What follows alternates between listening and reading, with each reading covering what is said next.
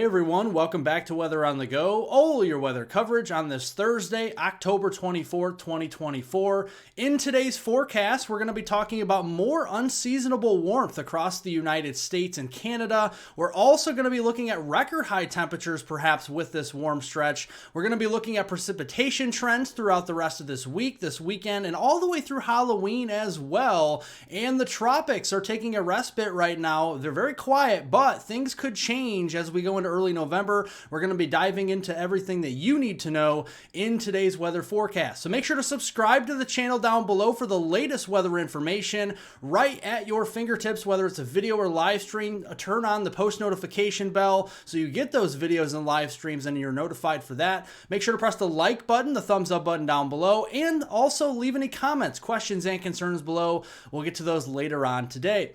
Here is the low temperature map that we started off with this morning, and a chilly start up here across portions of the Great Lakes and into southeastern Canada, where we did start off in the low 30s with some patchy frost this morning. We saw that again across the Pacific Northwest, parts of the West this morning as well. Here's the temperature anomaly map this afternoon. And you can see from the central and into the southern plains, from Kansas into Missouri, Oklahoma, and into Texas, we see temperatures that are 20 to 30 degrees above the norm for this time of year. And that could spell out some record warmth going into this afternoon. But not only for today, this continues as we go into Friday. This warm air blob continues to move off further to the east into the southeast as we go into Friday afternoon. So here are your highs this afternoon on this Thursday. We're a little cooler across the north, but still pretty seasonable or to a slightly above average for this time of year in the 50s and the 60s. Look at the 90s today. Record high temperatures shattered across the central and southern plains. We're at 91 in Tulsa, 90 here in Oklahoma City, and 92 in the Dallas-Fort Worth area. And looking at precipitation today, we do have a low pressure system up across the central plains. This could bring us some moisture up into the Midwest as we go, especially into later today, but more so into tonight. So let's time this out for you this afternoon. Maybe some scattered showers up here into eastern Dakotas, into Minnesota and northwestern Iowa. Pretty dry further to the south. And then as we go into tonight, more soaking rainfall for parts of Wisconsin, eastern Iowa, northern Illinois, back here into northern Missouri, and fishtailing its way back into parts of Kansas and Oklahoma. Some nice beneficial rains that we truly do need in this part of the country. Then as we go into Friday, more of the record high temperatures continuing further east through Dixie Alley, into the southeast, and temperatures well into the 80s, some more 90s being spelled out there as we go into Friday afternoon, and dry weather down there. So the sunshine will go to work and warming up those temperatures into record territory levels, and more showers, maybe some storms over here from Michigan down into parts of Indiana, Ohio, and southern Illinois, where we have a high pressure system further west. Lots of sunshine across the Rockies and across the western U.S. for Friday. So looking at the rainfall amounts going over the next 24 to 48 hours, this goes through Saturday, October 26th. Then we could be seeing some soaking rains, obviously not drought busting with how significant the drought is across the Midwest, but some decent rains from Milwaukee down into Chicago, Rockford, Illinois, back into the Davenport Quad Cities region, south of Des Moines, and all the way back toward Kansas City, Missouri. We could be seeing a swath of around a half inch to an inch of rain as we go through Saturday. A lot more of the country is dry outside of that area, and the snowfall is really going to be scarce as well. We don't have a lot of cold air to work with the precipitation out there, so obviously the snowfall trends are going to be well below average here across southern Canada for this time of year.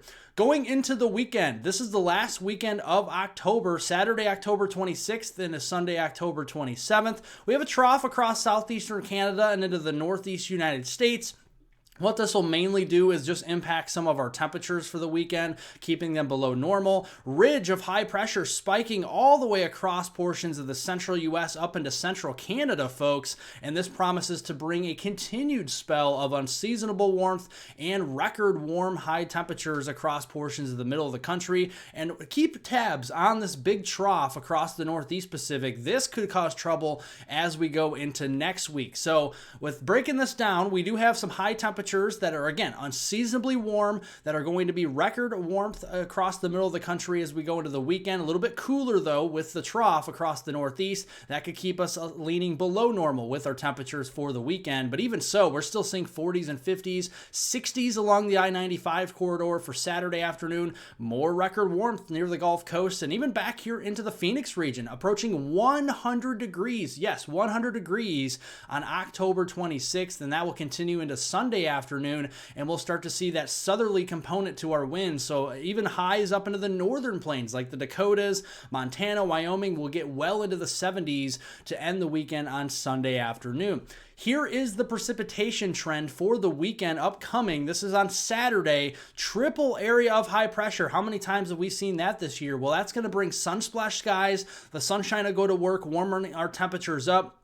And really, that'll continue into the Sunday time frame as well. But that big trough we were talking about to keep tabs on, that's going to bring some heavier moisture into the Pacific Northwest and Western Canada. Mainly snowfall in Western Canada, but some rain mixed in, especially for southern British Columbia. But some heavier rains for Seattle, down into the Portland, Eugene area, and all the way down into Northern California. And that could add up here as well with rainfall amounts there for Seattle, Portland, Eugene. That could be up to 1 to 3 inches as we go through that 48-hour period during the weekend. Otherwise, the rest of the United States and southern Canada looking bone dry for the weekend with lots of sunshine. And looking at the moisture with snowfall, yeah, we're going to be seeing a lot of that outside the Vancouver region there into the higher elevations of British Columbia, up into Yukon, the Northwest Territories, northern Alberta. We could be seeing a couple of feet of snow and some of the highest of elevations out there for this upcoming weekend.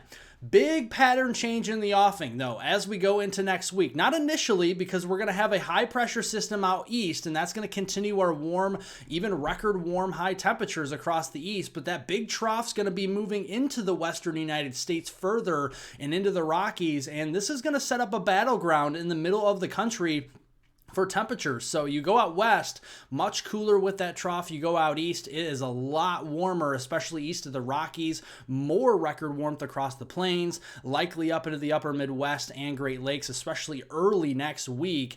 And this is a significant trough. This is your mid-level jet stream map, and you can see we have that dipping all the way down into Arizona, New Mexico, West Texas, and then lifting up into the Great Lakes, upper Midwest. And it is a battle zone of the temperatures here. Cooler to the west, warmer to the east. Something has to give, and this could bring some pretty heavy moisture across the central U.S. next week, and this promises to bring an end to our very dry spell as well that we have been seeing. So as we go in starting on Monday, early next work week, we got a couple lows up here, low pressure systems in southwestern Canada bringing more rain and snow. That trough starting to move into the Pacific Northwest. Really going to see a nice snowstorm for parts of Wyoming, western Colorado, and Utah. The higher elevations, the ski resorts out west here in the Rockies, loving that up as we go into Tuesday. Looking at Wednesday, you've seen more snow continue for areas of Wyoming, Utah, and western Colorado. Low pressure system up here near northern Wisconsin with the trailing cold front could be bringing some showers and storms in. Yes, potentially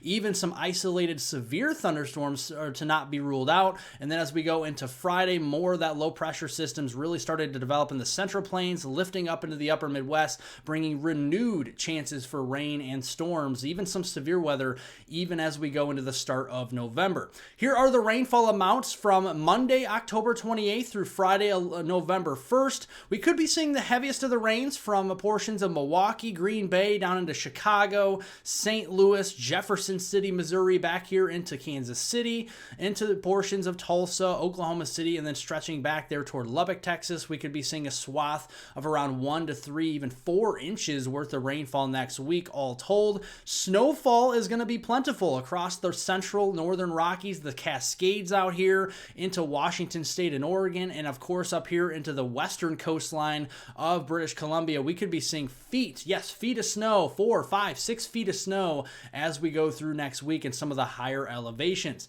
Tropics, we are very quiet right now. The National Hurricane Center in Miami, Florida is keeping an eye on the Atlantic as it has been all season long. This is the first time I can say, for quite some time at least, that we haven't seen a tropical system develop here over the past couple of days. Pretty quiet right now. We are nearing the end of the Atlantic hurricane season, but we do want to note that we still can have named storms, even hurricanes, even major hurricanes in the month of November and December, so that is something to keep an eye on, but maybe with lower frequency, right, than what we see in August, September, and October. But we'll keep an eye on it nonetheless. Here's the GOES satellite imagery across the Atlantic Ocean. There's the remnants of Tropical Storm Oscar that wreaked havoc in Cuba earlier on this week. That's all the way up here in the Northwest Atlantic around the Nova Scotia region as we go here in towards this Thursday. And then a lot of the waves coming off of Africa are a little bit further to the south, not really getting into the Caribbean as of now. But the experts over there at the Climate Prediction Center, they do a very good job over there in predicting our future forecast. And you can see that there is a likely chance we have a cyclone that could develop as we go into the first week of November. And if not, that goes into the second week of November through November 12th. We'll keep a very close eye on that as we go through that time frame. The synoptic pattern is there. We have the high pressure ridge with that big pattern change across North America. Underneath of that, lowering of the pressure across the Caribbean, that could lead to formation by the start of November. So let's look at the ensemble guidance for evidence here. The European ensemble guidance really starting to paint a picture. A tropical system could develop as early as next Friday, 8 days from now on November 1st in the Western or Central Caribbean. The GFS ensemble much stronger in its output, and then you see the Canadian, the CMC ensemble guidance, pretty much in the same ballpark, maybe just a little further north toward Cuba. But nonetheless, this is an area to watch, the Central and Western Caribbean, and you bet we'll continue to watch this for you right here on Weather on the Go. Make sure to subscribe to the channel for the latest weather information right at your fingertips, whether it's a video, a live stream, a monthly outlook, a seasonal outlook. We got you covered right here on this channel, so make sure to subscribe to the channel down below. You will not regret it. Make sure to press the like button, the thumbs up button. It helps out get this video out to more and more people. Also, leave any comments, questions, and concerns below. Of course, we'll get to those after the video, and I hope everyone has a wonderful and terrific rest of their Thursday out there.